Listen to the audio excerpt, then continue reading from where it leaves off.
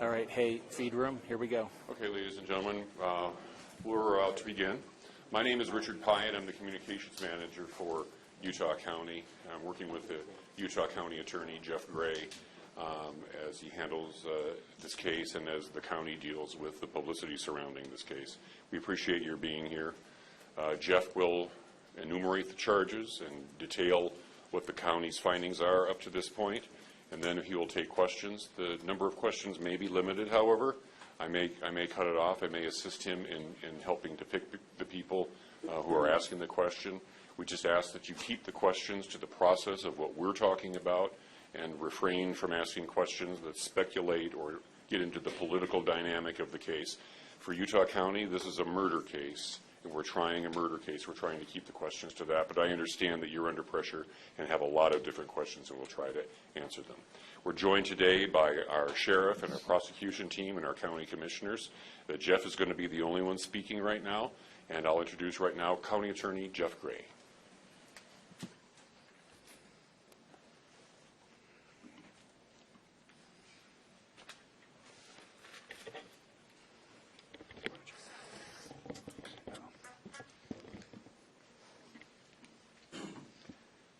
The murder of Charlie Kirk is an American tragedy. Charlie Kirk was murdered while engaging in one of our most sacred and cherished American rights, the bedrock of our democratic republic, the free exchange of ideas in a search for truth, understanding, and a more perfect union. It is also an offense against the state and to the peace and enjoyment of the people of Utah and of all those who visit here. But Charlie Kirk's murder also strikes a more personal and intimate chord. Charlie Kirk was first and foremost a husband and a father to two beautiful young children. He was a son, he was a brother, and a friend. Like all murders, the senseless and needless taking of Charlie Kirk's life has shattered the lives of those he loved and those who loved him. To Charlie's wife, Erica, his two young children, his parents, his family, and his friends, I express my sincere condolences and offer my heartfelt prayers on your behalf. I also want to express my concern for everyone who was at Charlie's Turning Point USA event at the Utah Valley University, and all who have been impacted by this tragedy. As county attorney, I am charged with bringing justice to those who offend our laws. I am charged with bringing justice for those who are harmed. I am charged with bringing justice for Charlie Kirk. I am committed to these aims. I take this responsibility seriously.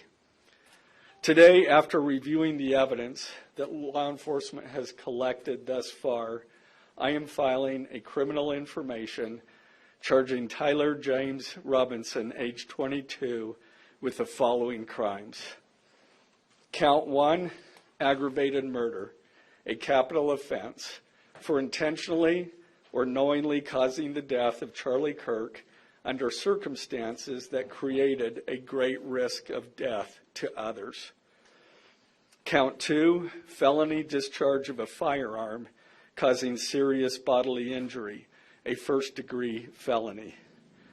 The state is further alleging aggravating factors on counts 1 and 2 because the defendant is believed to have targeted Charlie Kirk based on Charlie Kirk's political expression and did so knowing that children were present and would witness the homicide. The state is also charging defendant with count 3, obstruction of justice, a second-degree felony for moving and concealing the rifle used in the shooting. Count 4, obstruction of justice, a second-degree felony for disposing the clothing he wore during the shooting. Count 5, witness tampering, a third-degree felony, for directing his roommate to delete his incriminating texts. Count 6, witness tampering, a third-degree felony, for directing his roommate to stay silent if police questioned him. And count 7, commission of a violent offense in the presence of a child, a Class A misdemeanor, for committing homicide knowing that children were present and may have seen or heard the murder and did so based on Charlie Kirk's political expression. Also, following the press conference, I am filing a notice of intent to seek the death penalty. I do not take this decision lightly, and it is a decision I have made independently as county attorney, based solely on the available evidence and circumstances and nature of the crime. Because we are seeking the death penalty, the defendant will continue to be held without bail in the Utah County Jail. Turning to the 10-page information, these are the allegations. On September 10th, 2025, at approximately 12:23 p.m., Charlie Kirk was shot and killed while speaking to a large crowd on the campus of Utah Valley University in Orem, Utah. Police found the suspected murder weapon, a bolt-action .30-06 rifle, nearby. Over the next approximately 33 hours, police conducted a manhunt for the shooter until the evening of September 11th, 2025, when Tyler James Robinson surrendered to police at the Washington County Sheriff's Office. DNA consistent with Robinson was found on the rifle's trigger.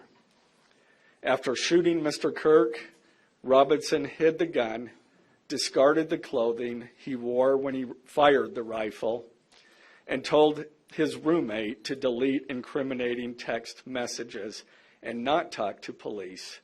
Children were present at the time of the shooting. The shooting. Turning Point USA, a nonprofit organization founded in 2012 by Charlie Kirk, organized a public outdoor event to be held at noon on September 10th, 2025 at UVU. The event was the first in a series of similar events to be held at college campuses nationwide. Mr. Kirk is a well-known conservative activist, famous for these type of events, where he discusses various political issues and debates with audience members. His events and comments have garnered a significant number of supporters and drawn the ire of many who disagree with his political views. The event at UVU was announced far in advance and garnered significant publicity and interest. Consequently, several hundred people attended. Mr. Kirk was interacting with a crowd before the event officially got underway. Then, at approximately noon, Mr. Kirk seated himself under a portable canopy behind a table and microphone. He began speaking to the crowd and fielding questions from attendees, a format Mr. Kirk commonly used at his events. Mr. Kirk allowed his questioners to approach a microphone positioned directly in front of him. Mr. Kirk's team members were very close to him on his right and left, as well as some behind his canopy and others at various close locations near him. The large crowd surrounded Mr. Kirk on three sides. Temporary metal fencing separated attendees from Mr. Kirk by only a matter of feet. Directly above and behind Mr. Kirk was the UVU Hall of Flags, an indoor walkway spanning several hundred feet with floor-to-ceiling glass windows which overlooked the plaza where Mr. Kirk was seated. People were in the walkway at the time of the shooting. Approximately 15 minutes into the event, Mr. Kirk was answering a question about mass shootings by transgender individuals when a gunshot rang out. The bullet struck Mr. Kirk in the neck. He slumped to the ground almost immediately. The bullet's trajectory passed closely to several other individuals beside Mr. Kirk, including the questioner who was standing directly in front of Mr. Kirk. Children were visible near Mr. Kirk's stage when he was shot. Mr. Kirk was rushed to a nearby hospital where he was declared deceased. The medical examiner's report is still pending. So UVU surveillance. So at the moment of the shot, a UVU police officer was watching the crowd from an elevated vantage point. As soon as he heard the shot, he began to scan the area for threats. Believing the shot came from a rifle because of its sound, he looked for potential sniper positions. He noted a roof area approximately 160 yards away from Mr. Kirk as a potential shooting position and rushed there to look for evidence. The suspected shooting position is adjacent to an open, publicly accessible walkway. To access the suspected location, a person must climb over a railing and then drop to the roof only slightly below. The UV officer climbed over the railing and down onto the roof. He then walked to the suspected shooting position and confirmed a clear shooting corridor between the position and Mr. Kirk's seat. He also noticed markings in the gravel rooftop, consistent with a sniper having lain on the roof, impressions in the gravel potentially left by the elbows, knees, and feet of a person in a prone shooting position. Police reviewed surveillance from the camera covering the roof and discovered that it recorded an individual dressed in dark clothing cross the railing from the public walkway and drop onto the roof at approximately 12:15 p.m. Although the individual moved out of the camera's view for a short time, the camera again captured the individual running across the roof and then low crawling to the area the UVU officer recognized as where the suspected sniper had dropped into a prone shooting position. After a short time, which matches the known time of the shot, the individual arose and ran across the roof to the northeast. This discovery led to an intensive review of UVU surveillance recordings to attempt to track and identify the suspect. Surveillance revealed the following. At approximately 11:51 a.m., the suspect entered campus from the north. He is seen wearing a black shirt with an American flag in the center, a dark baseball cap, and large sunglasses. Throughout the surveillance, the suspect keeps his head down and rarely raises his head enough to get a clear image of his face. As he proceeds across the campus, he is seen walking with an unusual gait. The suspect walks with very little bending in his right leg, consistent with a rifle being hidden in his pants. This unusual gait continues until the suspect is seen crossing the railway off the open walkway and onto the roof, where he leaves the camera's view. A camera later captures the suspect as he runs across the roof to the suspected shooting position. Immediately after the shot was fired, a camera captures the suspect running across the roof carrying an item whose shape is consistent with a rifle. The suspect is then seen climbing down from the roof. He appears to drop the item he was carrying as he hits the ground in a controlled fall. He then picks up the item and runs toward the northeast end of campus. Expanded crime scene investigation. Law enforcement officers followed the suspect's escape path to the northeast end of campus, where they believe the suspect left campus and entered a wooded area. In that wooded area, investigators found a bolt-action rifle wrapped in a towel. The rifle contained 1 spent round and 3 unspent rounds. This is consistent with the facts officers observed at the time of and immediately after the shootings. No shell casings were found on the roof, suggesting a bolt action rather than an auto-loading weapon, and only a single round was fired. Each round in the rifle contained an etched inscription as follows. The fired cartridge was etched, "No Tice's bulge, OWO, what's this?" The second cartridge that was again not spent, the last three were not spent, were not fired. The second, "Hey fascist, catch," with arrow symbols. The third cartridge, "Oh Bella Chow, Bella Chow, Bella Chow, Chow Chow." The fourth cartridge, "If you read this, you are gay," LMAO. The rifle, ammunition rounds, and towel were sent for forensic processing.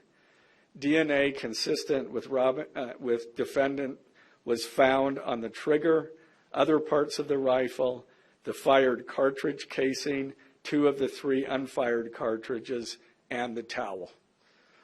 Law enforcement was unable to immediately locate the shooter, so they published photos of the shooter from the UVU surveillance cameras and asked for the public's help to identify him. Meanwhile, law enforcement continued to try to identify the shooter through other means. The Washington County investigation. On the evening of September 11th, 2025, as law enforcement continued their investigation, Tyler James Robinson went to the Washington County Sheriff's Office with his parents and a family friend to turn himself in. Robinson's mother stated that the following to police. On September 11th, 2025, the day after the shooting, Robinson's mother saw the photo of the shooter in the news and thought the shooter looked like her son. Robinson's mother called her son and asked him where he was. He said he was at home sick and that he had also been at home homesick on September 10th. Robinson's mother expressed concern to her husband that the suspect shooter looked like Robinson. Robinson's father agreed. Robinson's mother explained that over the last year or so, Robinson had become more political and had started to lean more to the left, becoming more pro-gay and trans rights oriented. She stated that Robinson began to date his roommate, a biological male who was transitioning genders. This resulted in several discussions with family members, but especially between Robinson and his father, who have very different political views. In one conversation before the shooting, Robinson mentioned that Charlie Kirk would be holding an event at UVU, which Robinson said was a stupid venue for the event. Robinson accused Kirk of spreading hate. Robinson's father reported that when his wife showed him the surveillance image of the suspected shooter in the news, he agreed that it looked like their son. He also believed that the rifle that police suspected the shooter used matched a rifle that was given to his son as a gift.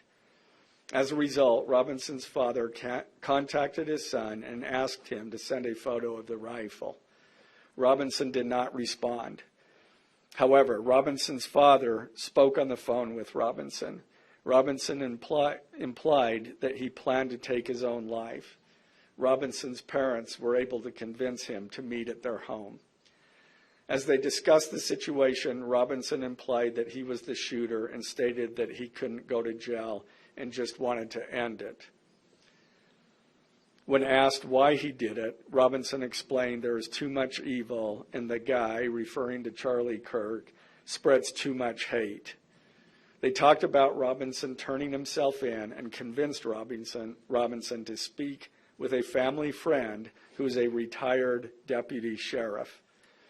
At Robinson's father's request, the family friend met with Robinson and his parents and convinced Robinson to turn himself in. The family friend spoke to police and reported telling Robinson that it would be best if he brought all evidence with him to the sheriff's office to avoid police having to search his parents' home. The friend also asked Robinson if he had any clothes that were related to what he did. Robinson replied that he had disposed of the clothes in different areas. The roommate. Police interviewed Robinson's roommate, a biological male who was involved in a romantic relationship with Robinson. The roommate told police that the roommate received messages from Robinson about the shooting, and he did provide those messages to police. On September 10th, 2025, the roommate received a text message from Robinson which said, "Drop what you're doing. Look under my keyboard." The roommate looked under the keyboard and found a note that stated, quote, "I had the opportunity to take out Charlie Kirk, and I'm going to take it." Police found a photograph of this note. The following text exchange, then took place. After reading the note, the roommate responded, "What? You're joking, right?" Robinson, "I am still okay, my love, but am stuck in Orem for a little while longer yet. Shouldn't be long until I can come home, but I gotta grab my rifle still. To be honest, I had hoped to keep this secret till I died of old age. I am sorry to involve you." Roommate, "You weren't the one who did it, right?" Robinson, I am. I'm sorry." Roommate, "I thought they caught the person." Robinson, "No, they grabbed some crazy old dude, then interrogated someone in similar clothing. I had planned to grab my rifle from my drop point shortly after, but most of that side of town got locked down. It's quiet, almost enough to get out, but there's one vehicle lingering." Roommate, "Why?" Robinson, "Why did I do it?" Roommate, "Yeah."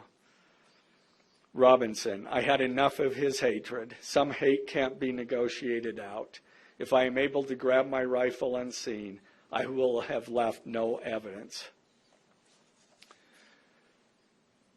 Going to attempt to retrieve it again. Hopefully they have moved on. I haven't seen anything about them finding it." Roommate, "How long have you been planning this?" Robinson, "A bit over a week, I believe. I can get close to it, but there is a squad car parked right by it. I think they already swept that spot, but I don't want to chance it." Robinson again, "I'm wishing I had circled back and grabbed it as soon as I got to my vehicle. I'm worried what my old man would do if I didn't bring back Grandpa's rifle. IDEK if it's had a serial number, but it wouldn't trace to me. I worry about prints. I had to leave it in a bush where I changed outfits. Didn't have the ability or time to bring it with. I might have to abandon it and hope they don't find prints. How the F will I explain losing it to my old man? Only thing I left was the rifle wrapped in a towel. Remember how I was engraving bullets? The F in messages are mostly a big meme. If I see notice bulge UWU on Fox News, I might have a stroke all right. I'm going to have to leave it. That really effing sucks. Judging from today, I'd say Grandpa's gun does just fine, IDK. I think that was a $2K scope. Wink, wink. Robinson again. Delete this exchange. Again, Robinson. My dad wants photos of the rifle. He says Grandpa wants to know who has what. The feds released a photo of the rifle, and it is very unique. He's calling me, RN. Not answering. Robinson. Since Trump got into office, my dad has been pretty diehard MAGA. Robinson, I'm going to turn myself in willingly. One of my neighbors here is a deputy for the sheriff. Again, you are all I worry about, love. That came from Robinson. Roommate, I'm much more worried about you. Robinson, don't talk to the media, please. Don't take any interviews or make any comments. If any police ask you questions, ask for a lawyer and stay silent. The search for Robinson's residence. Police executed a search warrant on Robinson's residence. During that search, police discovered a shell casing with etchings like the etchings found on the shells in the rifle near UVU. Police also found several target boards with bullet holes in Robinson's home. Now, as I stated in the beginning when I read those allegations, these are allegations. And like the evidence set forth in this statement, those allegations, what you've heard from the media, even from state and federal officials, has not been tested in the crucible of a jury trial. I understand the public's desire to know the facts. My own family members have pressed me for information. Why are we reluctant to share the details of the investigation itself and comment on the case? Because I want to ensure a fair and impartial trial. I became a prosecutor because of my love for the ideals of this great country and the principles embedded in our Constitution. The free exchange of ideas and opinions is critical to this great American experiment, but so too are the protections afforded to the accused found in the Fifth and Sixth Amendments. The right against self-incrimination, the right to a speedy and public trial, the right to the effective assistance of counsel, the right to confront one's accusers, and the right to compel the attendance of witnesses.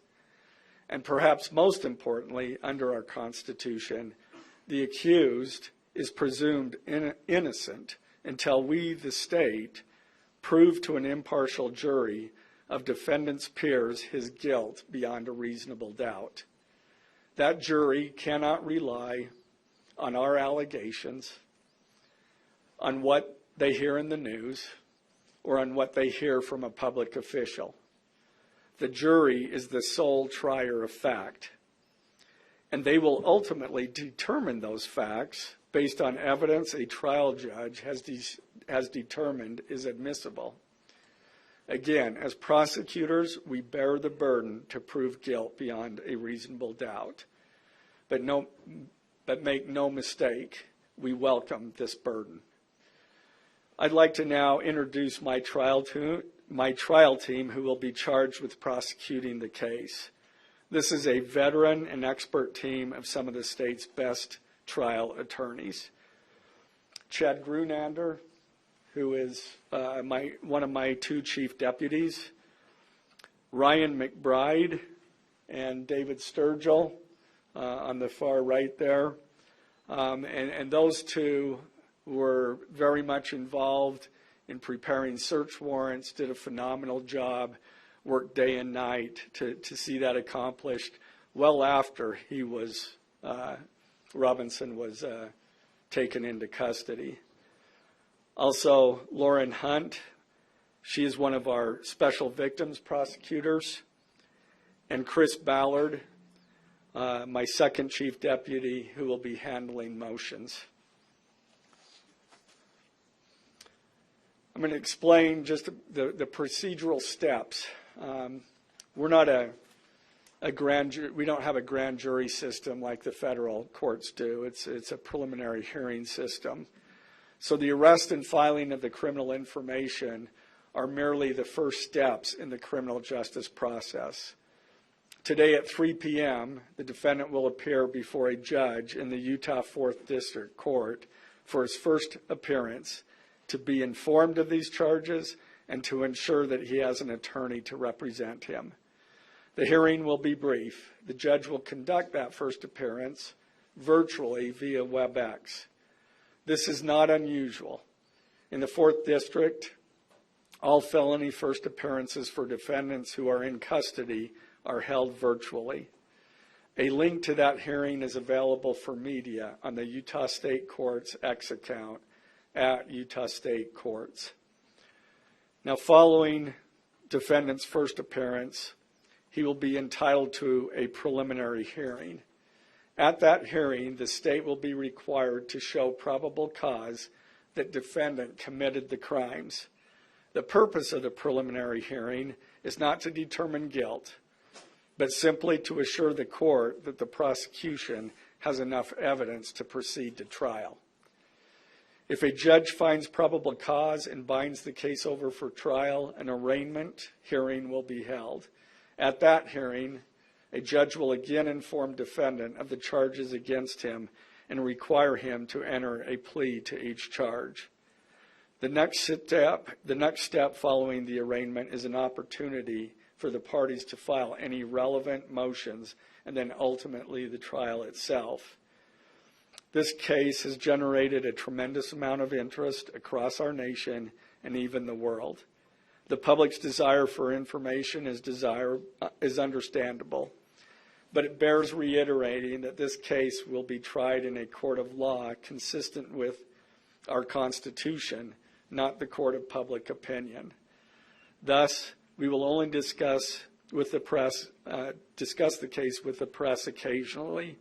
It will not be a day-to-day or even week-to-week occurrence, but we will only do so in a manner as not to jeopardize the fair trial process. Before I conclude, I want to express my appreciation for the tireless work of our local, state, and federal law enforcement officers. They have an extremely difficult, dangerous, and often thankless job. I'm proud to acknowledge the exceptional work they do every day, and particularly their work on this case.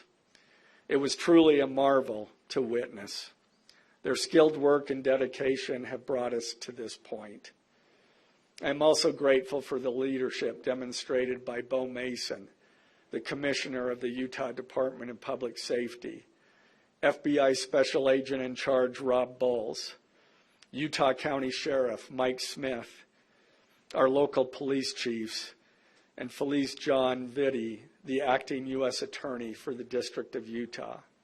I'm also grateful for the support of our Governor, Spencer Cox, and our Attorney General, Derek Brown, who is standing behind me today and has offered his support and resources as we proceed to trial. Finally, I want to thank our Utah County Commissioners, Amelia Powers Gardner, Brandon Gordon, and Skylar Beltran. They too have pledged to assist with the resources needed to successfully prosecute this case. I will now take a few questions. For questions, ladies and gentlemen, just really fast, if you could identify yourself and what organization. Yes, thank you. Okay.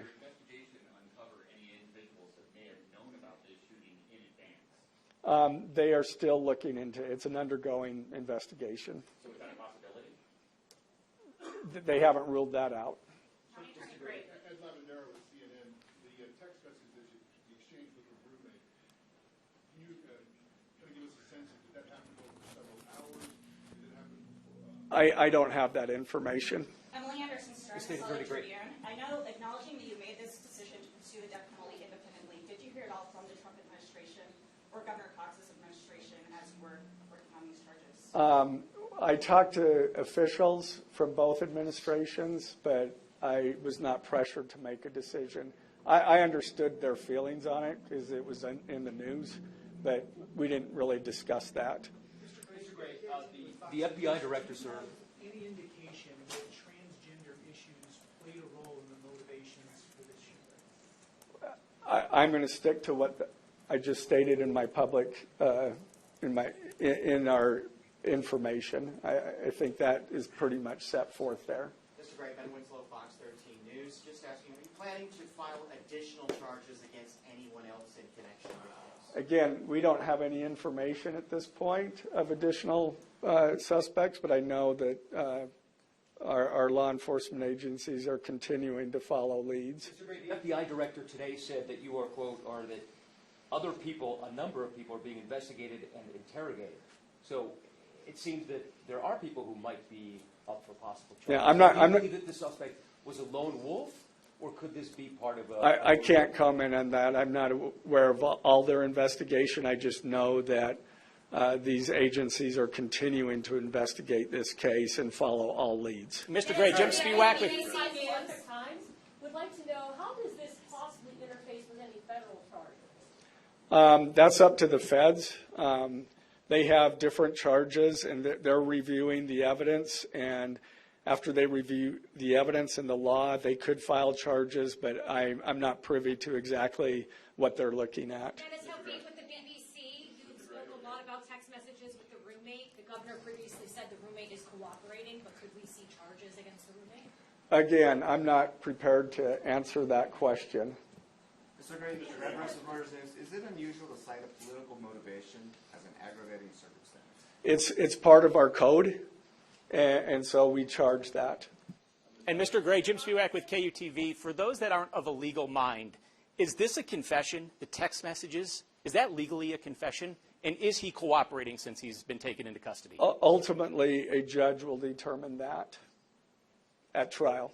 And cooperation, has he spoken at all? Has he been cooperating since he's turned himself in? Again, I'm not going to comment on that. I think that any statements at all. Mr. Gray, Morgan Chesky, NBC News. Okay. What more can you tell us about the suspect's time online that some say radicalized him? I am not aware of that information. That's, again, still under investigation. And has he expressed any remorse so far about this attack? I am not going to comment on that. Is he continuing to not cooperate? I am not going to comment on that. Mr. Gray, the FBI director has been way out in front in terms of presenting evidence to the public. Your team has been very circumspect, very measured in what they've let out.